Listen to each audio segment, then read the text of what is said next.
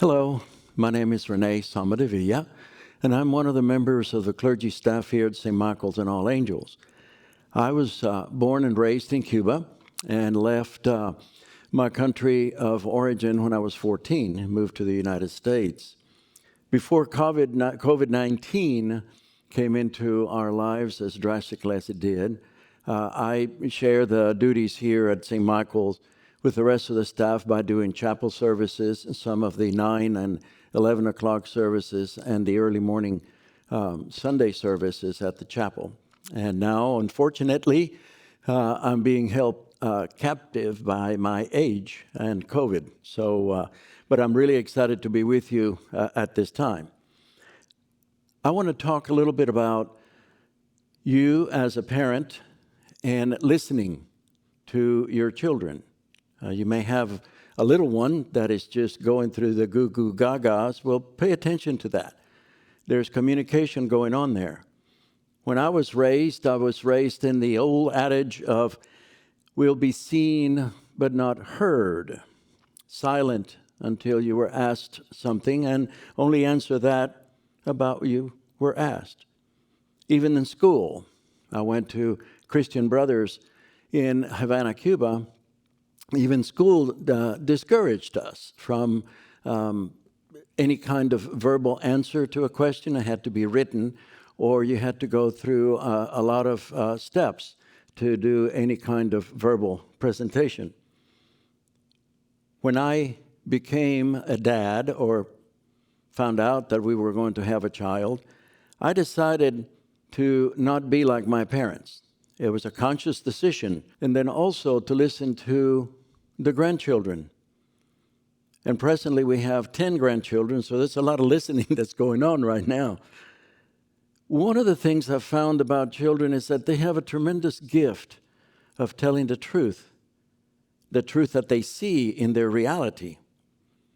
And that can be funny at times. So when you open yourself up to listening to your children, hold on, because you're going to be seeing things the way they see it, and sometimes it's very, very funny.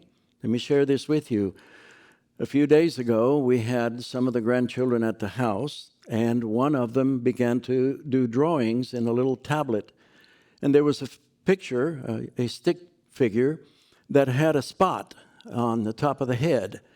And when I asked her, I said, "What is that?" And she said, "Well, abuelo," they call me that is your bald spot on the top of your head.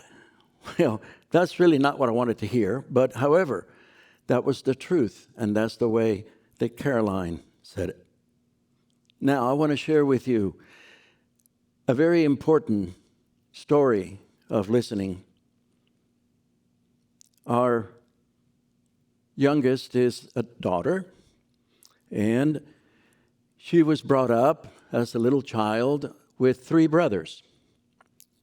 And one day, when she is in 2nd grade, I receive a call from the principal that she was going to have to go home because she'd been suspended for fighting.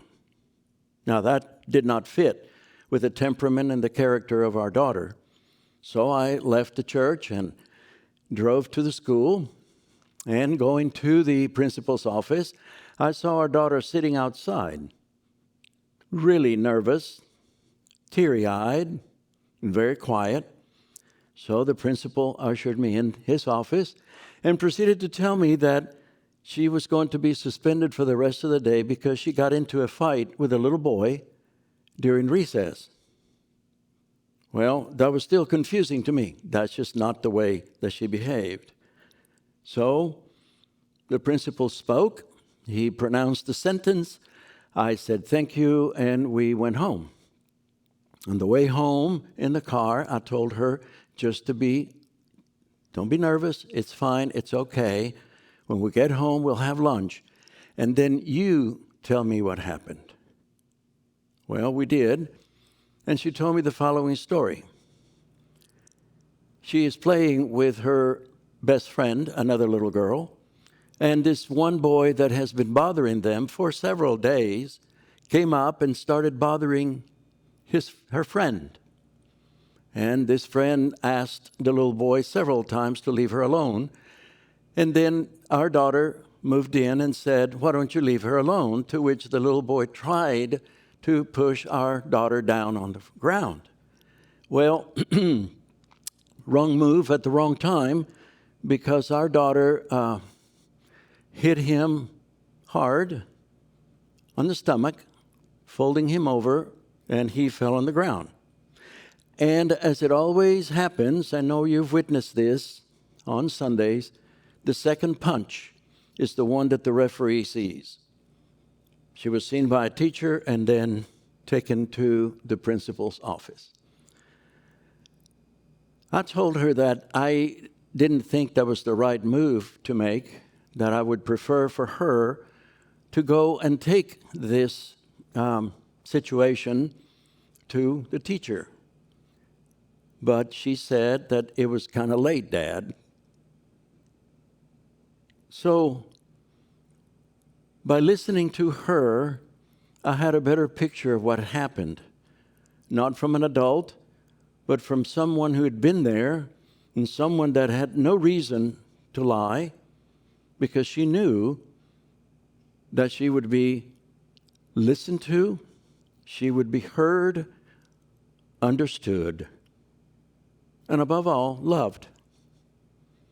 So I advise you, as your children grow, to always make time to listen. Always make time to be present, even if your days are long.